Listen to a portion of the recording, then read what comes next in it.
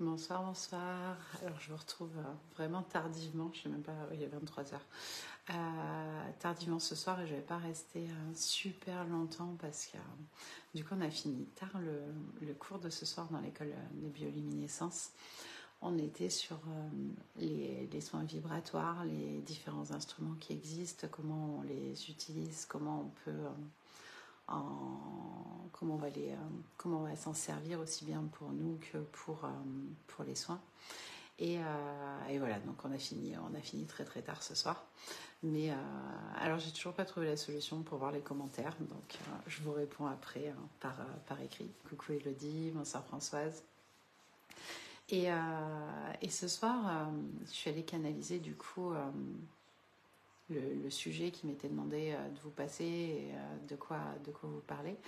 Et ça me parlait de l'importance de quelle hygiène en fait de vie, quelle hygiène personnelle vous décidez de mettre en place dans cet avenir, dans ce que vous décidez de faire en tant que thérapeute. Donc c'est quelque chose que l'on voit vraiment précisément dans l'école, c'est des choses sur lesquelles on discute, mais là ce qui m'était montré c'était le fond en fait. J'ai entendu aujourd'hui un audio sur une coach qui partageait autour du fait de prendre soin de soi, de se privilégier, de se mettre en avant. Et dans ce qui m'était montré, ça faisait écho avec ce que j'avais entendu aujourd'hui, parce que, comme je vous disais, ces lives-là, je ne sais pas de quoi ça va parler avant. Je vais les appeler les lives nocturnes à force. Et les lives naturels nocturnes, voilà. On est vraiment sur... ok, je veux accompagner des personnes. Alors, en tout cas, là, je vais parler pour ceux qui se dirigent vers du spirituel ou qui sont déjà installés en tant que thérapeute. Je vais installer des personnes, mais comment moi je vais, qu'est-ce que je mets en place par rapport au fait que je veux accompagner des personnes. Quelle hygiène de vie je décide de mettre en place, comment je décide de prendre soin de moi. Et au-delà de ça, au-delà de cette étape-là, c'est important aussi de savoir est-ce que aimer les autres, vouloir être au service des autres, c'est super. Mais il y a aussi cette étape de est-ce que je m'aime moi? Est-ce que je suis en accord avec moi-même? Et c'est souvent quelque chose qu'on oublie. Alors je sais qu'il y a un exemple qui est bien connu là-dessus, de l'avion avec les masques qui tombent. Est-ce que vous le mettez à vous ou est-ce que vous le mettez à vos enfants ou à la personne à côté en premier? Et la première chose que vous expliquez, c'est d'abord vous le mettez à vous et après vous le mettez aux autres. Si vous avez le temps, dans tous les cas. Donc, et ça, c'est une notion chez les thérapeutes qui ressort souvent. C'est ce côté, oui, je travaille sur l'amour de l'autre, je travaille sur l'accompagnement de l'autre, je travaille sur la transformation de l'autre. Mais est-ce que moi, je m'apporte cet amour que j'apporte aux autres? Est-ce que moi, je vibre cette notion-là pour moi-même? Est-ce que moi, je fais sur moi? Est-ce que j'incarne ce que je veux expliquer à l'autre? Est-ce que j'incarne ce que je fais faire à l'autre? Et bien entendu, notre vie, elle est challengeante à plus ou moins de degrés pour chacun. Et automatiquement, il y a des choses qu'on arrive à mettre en place. Il y a des matins, on y arrive, des matins, on n'y arrive pas. On a chacun nos routines.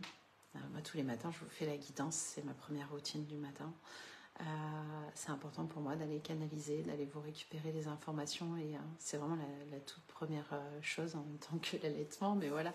Et pour ceux qui ne savent pas, j'ai une fille que j'allaite. Mais voilà, c'est vraiment dans mes premières actions du jour pour être le plus neutre possible, pour ne pas me laisser envahir par les autres informations de la journée. Et c'est une routine qui est importante parce que d'une certaine façon, je travaille mes canaux tous les matins.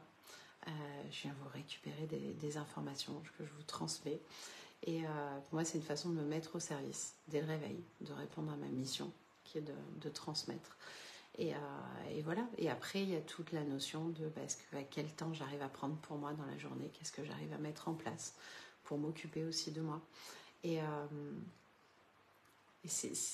oui, s'occuper de l'autre, c'est très bien.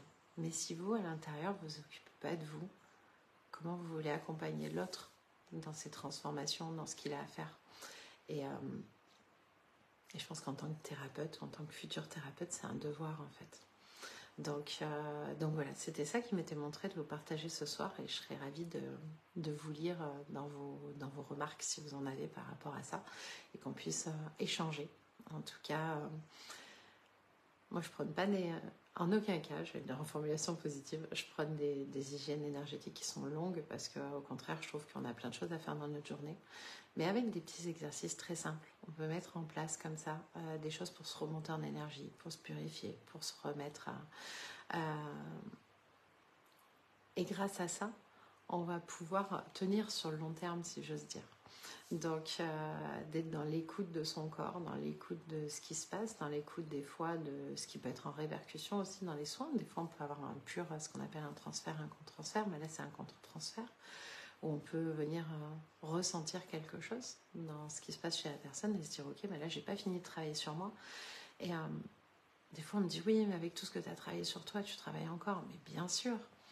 Et puis la vie, au plus on augmente en niveau, au plus elle nous en envoie. Hein.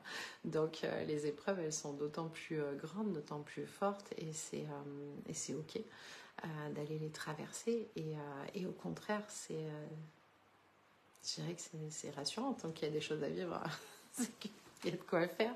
Et puis c'est des apprentissages, même dans des grosses épreuves, on en retire des apprentissages. Donc voilà, c'était la pensée du soir. Sur ce, je vous souhaite une très belle nuit. Je vais finir les enregistrements de la séquence de ce soir et puis on se voit très rapidement parce que je vous retrouve demain dès que je peux ou dans la journée ou dans la soirée. Je vous embrasse et je vous dis à demain.